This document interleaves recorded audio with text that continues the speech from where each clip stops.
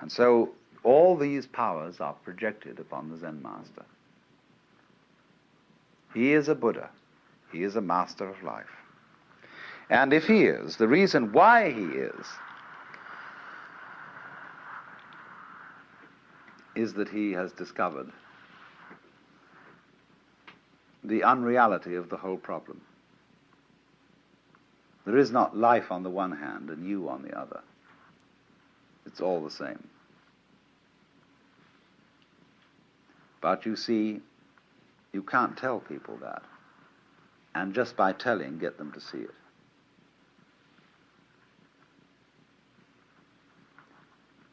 Just in exactly this way, people who know that the earth is flat can't be reasoned with. People who believe that the Bible is the literal word of God, absolutely impossible to reason with them at all, because they know it is so. So in the same way,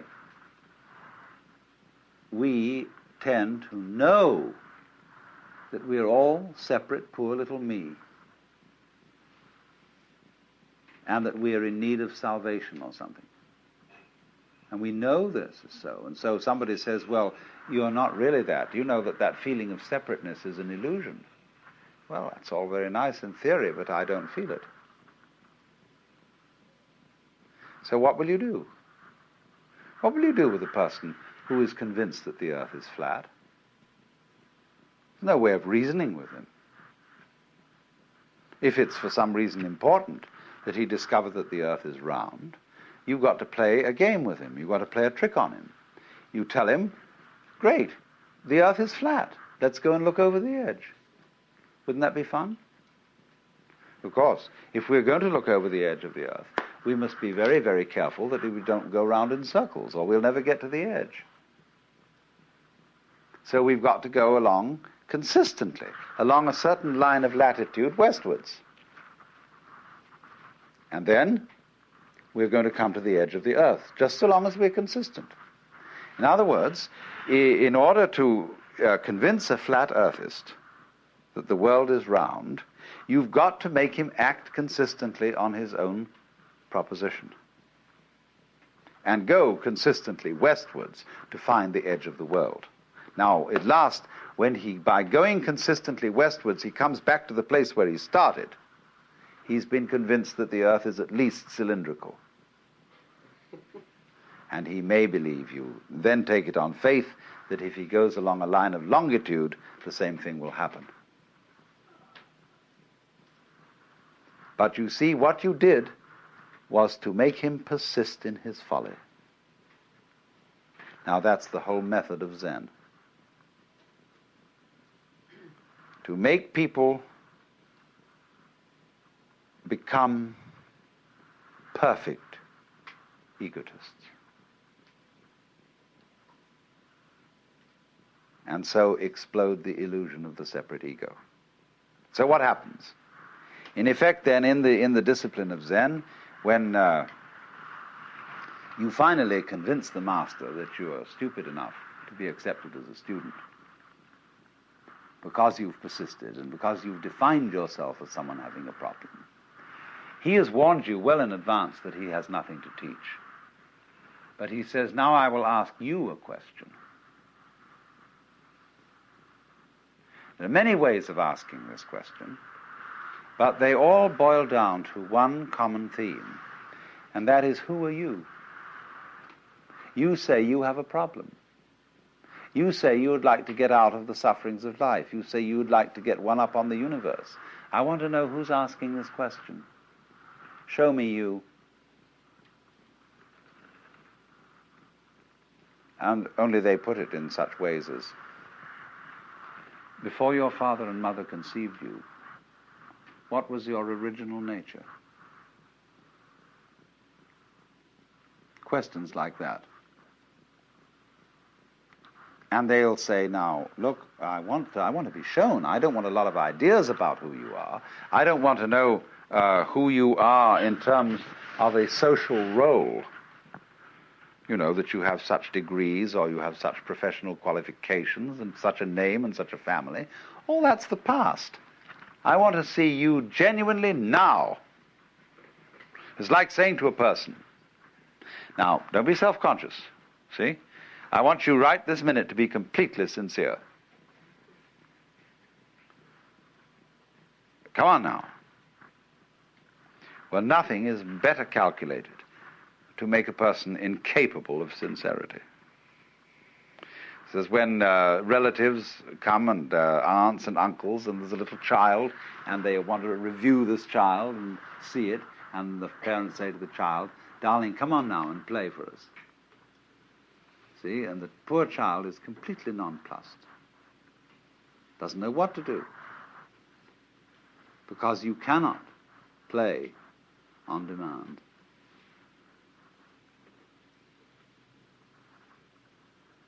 Now, what is the Zen teacher doing in saying to a person, you must answer this question by coming before me in fact, a rather formal situation, the kind of context in which a Zen master interviews his students is very formal. And there he sits, a sort of enthroned tiger. He's definitely, in this culture, a sensei, a authority figure. And so he's the last kind of person you can be spontaneous with. Because you feel that he knows you through and through. And that, do you know, ever read that story of von Kleist about a man who has a fight with a bear? And the bear is a mind reader and always knows what move he's going to make, so that the man can never conquer the bear unless he makes a move which he doesn't think about first. How will you do that? And you get the same feeling with relationship to a Zen master. You feel that he is absolutely aware of everything phony about you. That he reads you like a book, but that you can't find a way of being not phony. Think about this a little. You see, it's we can arrange a group session, and this is a little game that's being played by lots of people. It's a kind of psychotherapy. We can arrange a group session in which the gimmick is this, that when anybody says anything or does anything, the group or some section of the group challenges its sincerity and says, why are you coming on so strong? Are you trying to dominate us? And you see, anything that you do can be interpreted in that way.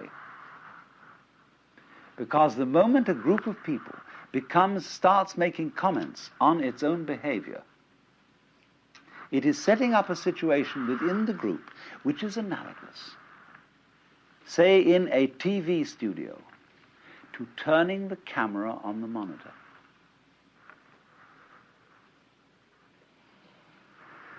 So when we start thinking about thinking,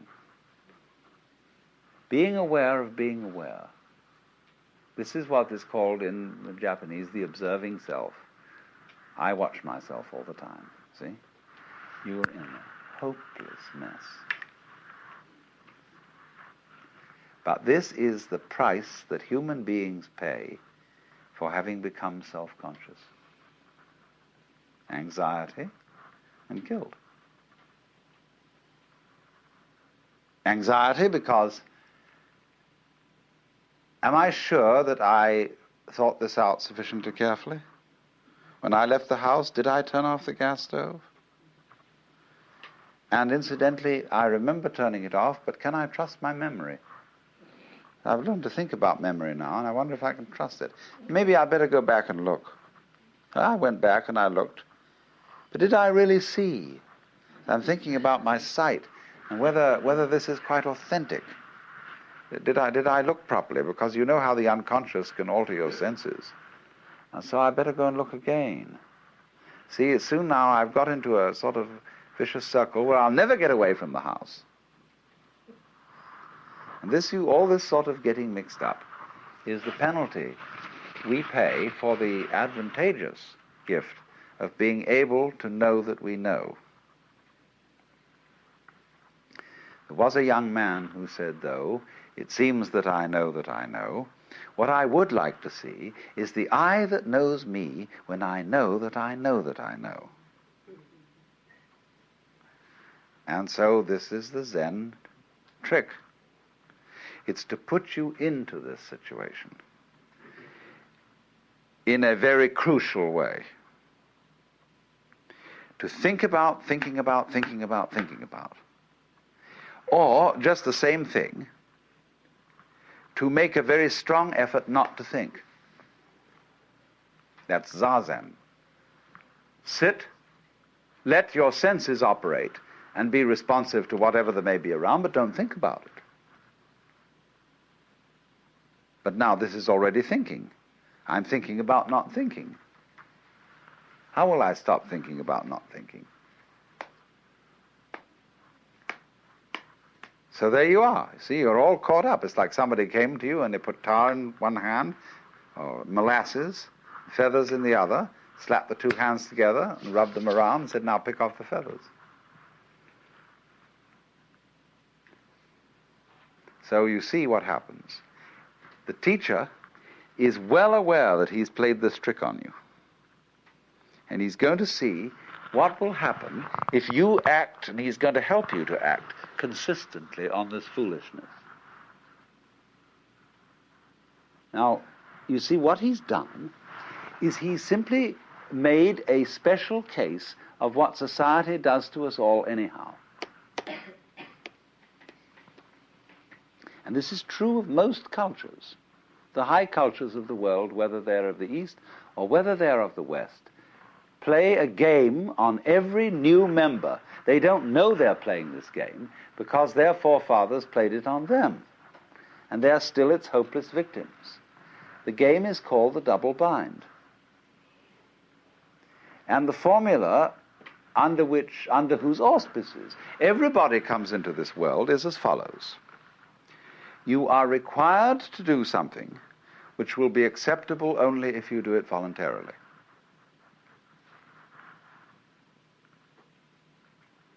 You must love me. You must go to sleep. You must be natural. You must be free. Listen to that. You must be free. Now what happens, you see? Society, the community into which every child enters, defines the child. We know who we are as other people react to us. So the other people say to us, you're an independent agent. You're responsible. You are a freely acting individual. But this is a commandment. And we obey it because we can't help it. The child has no way of criticizing this or of seeing there's something phony about it. So the child has to be free because he is commanded to be so by the community.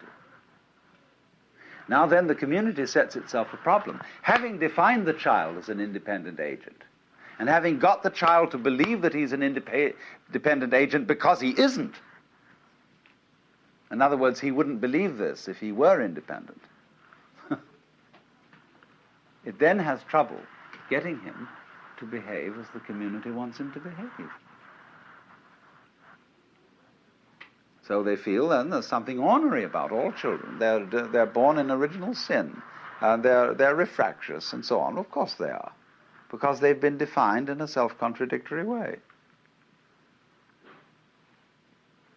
So when the community says to a person, you must be free, or when we are in a family relationship in which the members of the family are saying to each other, you must love me, it's your duty to love me, what a bunch of rot. Supposing one day you get up and you say to your wife, "Darling, do you really love me?" And she replies, "Well, I'm trying my very best to do so." Is that the answer you wanted? No. You wanted her to say, "Darling, I can't help loving you. I love you so much I could eat you." You don't want her to try to love you. But yet that is what you put on people in almost any marriage ceremony. That you shall love this person. Thou shalt love the Lord thy God. Thou shalt love thy neighbor as thyself. This is a double bind. And anybody who lives under the dominance of a double bind lives in a state of chronic frustration, because he is devoting his whole life to solving a meaningless, nonsensical problem. Let's take the double bind that is the deepest of all. You must go on living. Now, living is a spontaneous process. And to say to it, "you must happen," is exactly the same thing as saying to any kind of creative artist, "you must come through with the goods."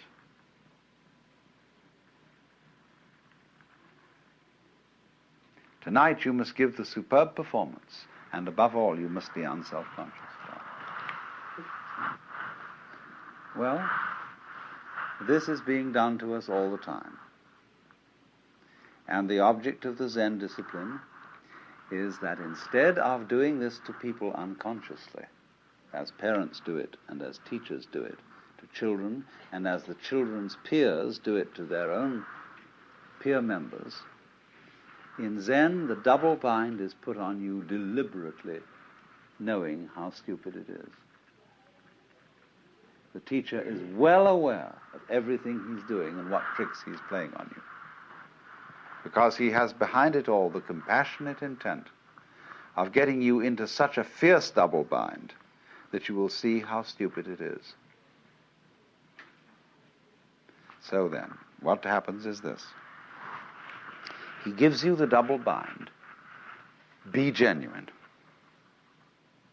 I want to see you do something that is the real you. I had a friend who was studying Zen, and he was given some koan like this to work on. And when he was one day going for his interview, he walked through the garden that connected the sodo, or the monk's study quarters, with the master's place, and there was a big bullfrog. Bullfrogs in this country are rather tame. People don't eat them. And so he swept up the bullfrog and dropped it into the sleeve of his kimono. And when he got in front of the teacher to answer the koan, that is to say, to do spontaneously produce his genuine self, he produced the bullfrog. And the teacher looked at it and shook his head and said, too intellectual. Or, as we might say, too contrived, too studied. That's not yet you. Now, do you see the bind in this? It's like being told that everything is all right at this moment so long as you don't think of a green elephant. So try not to think of a green elephant. See? Now, as he works at this, as he tries to produce the genuine you, the teacher really strings him out on this and makes him work and work and work over a period of many months, until he comes to the point of seeing this. There is nothing you can do to be genuine. The more you do, the phonier you are. But at the opposite extreme, there is nothing you can not do. That is to say, you cannot give up trying to be genuine. You can't relax, and be completely passive and say, well, let's forget about it. Let's think about practical matters and forget all these spiritual concerns. The moment you do that, your abandonment of trying is itself an insidious form of trying. For example, there's a very interesting Hindu teacher by the name of Krishnamurti that many of you may know about.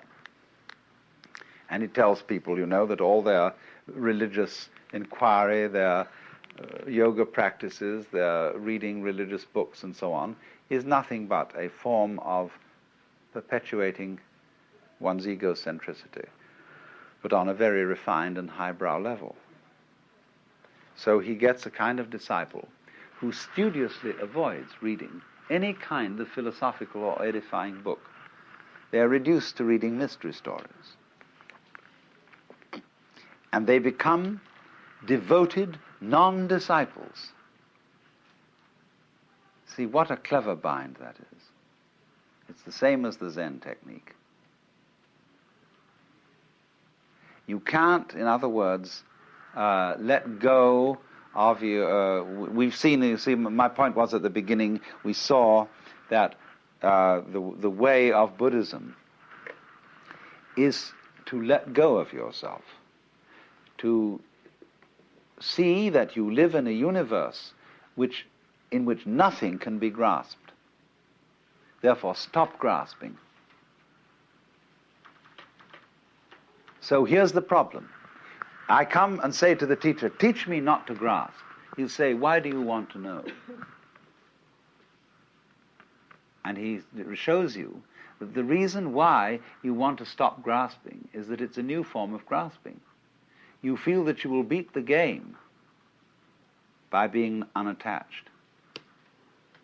See, it's horrible to grieve when somebody you love dies. So maybe by being unattached to that person, I can avoid grief. Pretty cold, isn't it? Maybe, you see, by not having an ego, when life comes and bangs on me, if there's nobody there, it'll be all right. So that's why I want non-ego state. But that's phony. All this is a new way of safeguarding and protecting the ego.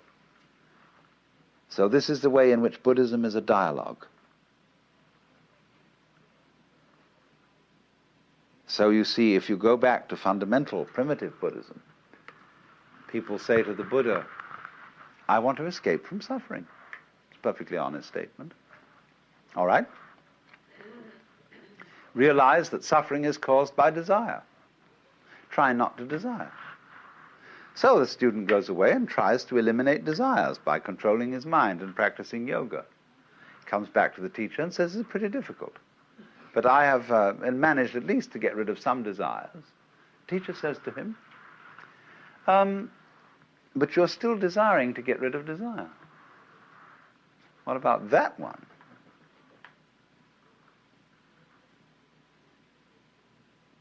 And then the student sees that if he tries to stop desiring to get rid of desire, but then he's got to stop desiring to get rid of not desiring to desire. And suddenly he finds himself once more with molasses in one hand and feathers in the other. Absolutely tied up in a vicious circle.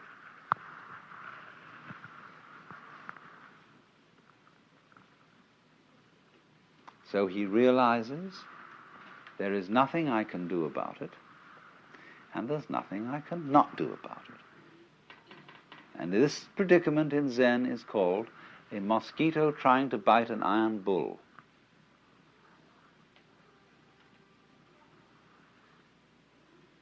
A position of such psychic extremity that nothing can be done about it. Now the point here is, what does this situation mean?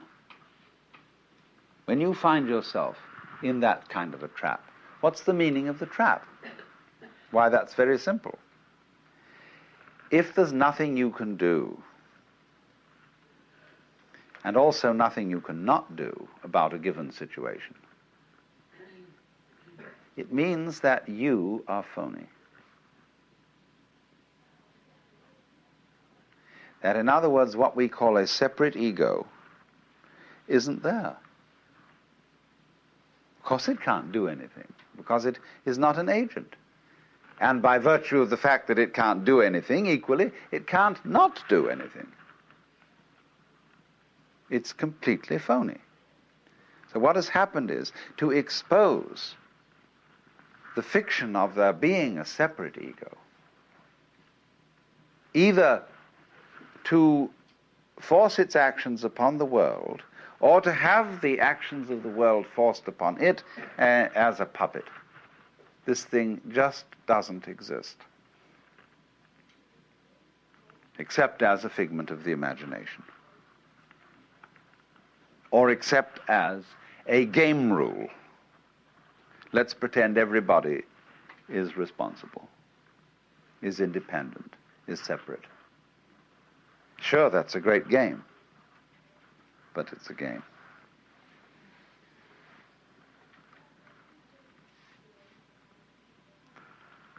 And so, the whole object of this Zen dialogue between the teacher and the student is to carry that game of being the separate ego to its logical conclusion, to its reductio